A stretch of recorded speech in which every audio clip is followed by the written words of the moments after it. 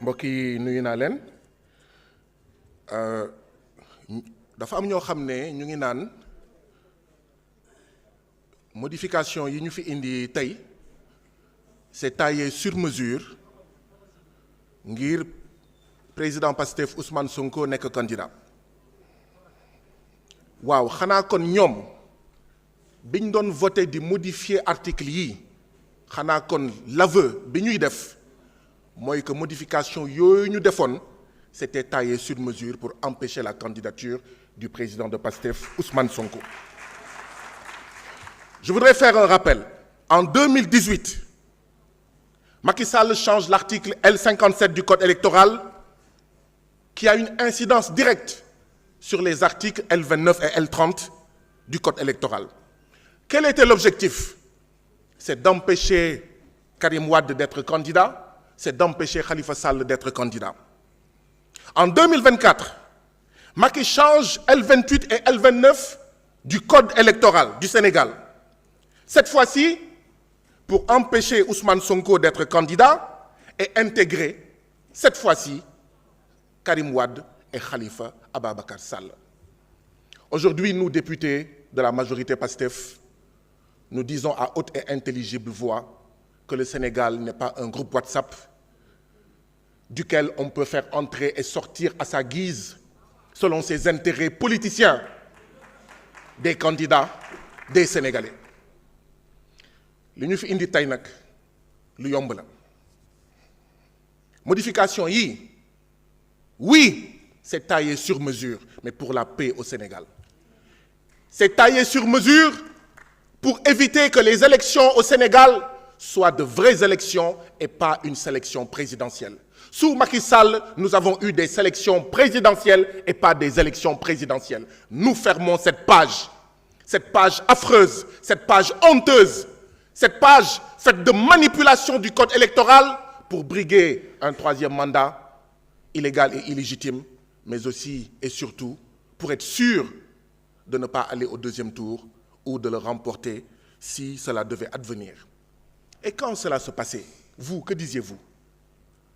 Quand cela se passait, vous vous taisiez, vous étiez complices, vous étiez les bras armés de ce président Macky Sall. Aujourd'hui, vous n'osez pas le dire parce que tout simplement, les 0,00000 et les 0,1 et les 0,2 veulent être ensemble. Mais vous pouvez être ensemble en vous disant la vérité. Et la vérité, c'est que le groupe parlementaire PASTEF règle une injustice. Et je voudrais rappeler deux éléments. En 2023, l'ancien député Abbas Fall, actuel maire de Dakar, a introduit une proposition de loi pour cette modification. Parce que c'était un engagement de Yewwi Askan Wi. Parce que dans Yewwi Askan Wi, il y avait des leaders qui déjà étaient en complot avec Macky Sall. Ils ont ralenti la procédure.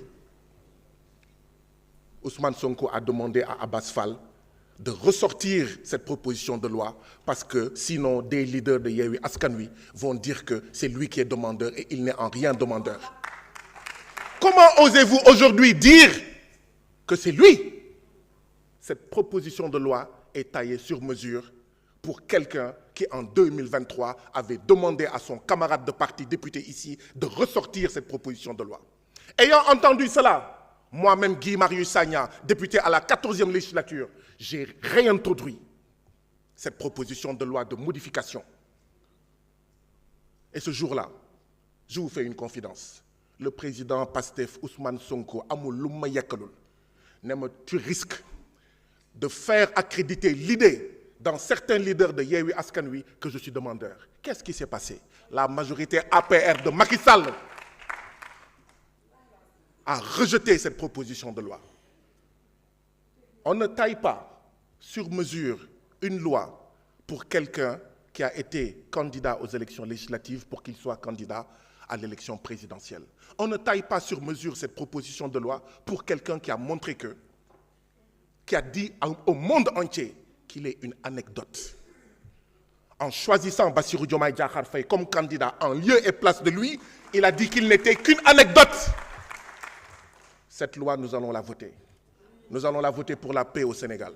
Nous allons la voter pour que le Sénégal ne soit plus un groupe WhatsApp où on peut exclure tel candidat ou tel autre candidat. Nous allons la voter pour fermer définitivement la parenthèse où il faut des milliers de détenus politiques pour empêcher quelqu'un d'être candidat. Nous allons la voter pour empêcher qu'on torture des citoyens sénégalais juste parce qu'un président veut empêcher des candidats. Nous allons fermer cette page douloureuse de ce Sénégal-là, où on torture, où on fait des traitements inhumains et dégradants juste pour être candidat. Je vous remercie.